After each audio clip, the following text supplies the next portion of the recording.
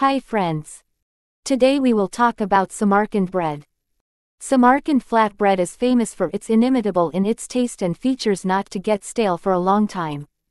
Real Samarkand bread should be eligible during 3 years. So, one should sprinkle the bread with water and warm it in clay stove. In modern conditions one can do it with the help of the microwave or common stove.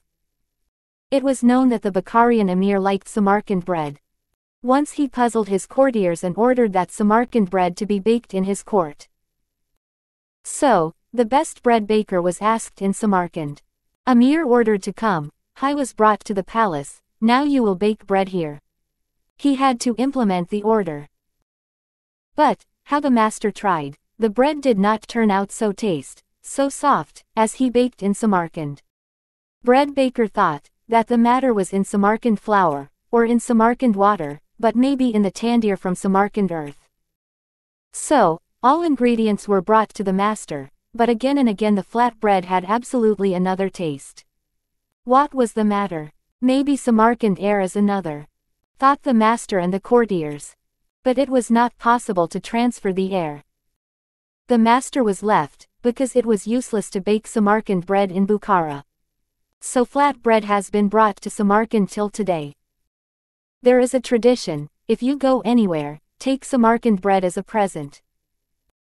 When you break the bread, you touch to the history of ancient city, because the recipes have been made for centuries. It is difficult to calculate the types of Samarkand bread, they were baked in special recipe in every region. They are patter, obi non-tunic, kulcha, katlama, chapchak and etc. There are special kinds of bread in Samarkand. They are of big size and have original decorations. This bread is long-lived. It is not only the decoration, but a present like a souvenir. Now we can know about how to make this type of bread. Dissolve the yeast and salt in the warm water. Mix whole wheat flour into the water until the mixture is smooth.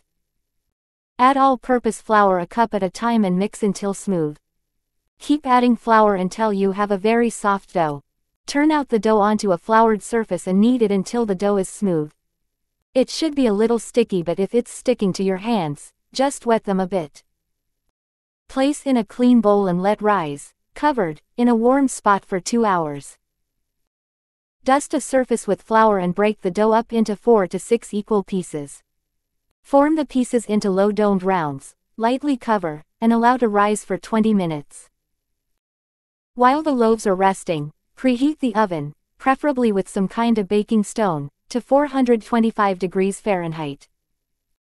Just before baking, press your fist into the center of the dough and then pierce the center with a chekic or a fork in a 2-inch round pattern.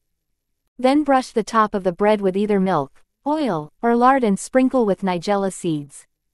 Transfer to the baking stone and bake for about 15 minutes or until the crust is nicely browned. Spraying water into the oven once in a while has also shown good results, making a slightly firmer crust. Often the Uzbeks wipe the bread with oil or lard upon removing them from the oven. They're best if eaten immediately or within a few hours of baking. Piping hot, they are unbeatable. If you like this type of bread, try to make this in your electric oven. Thank you for watching this video.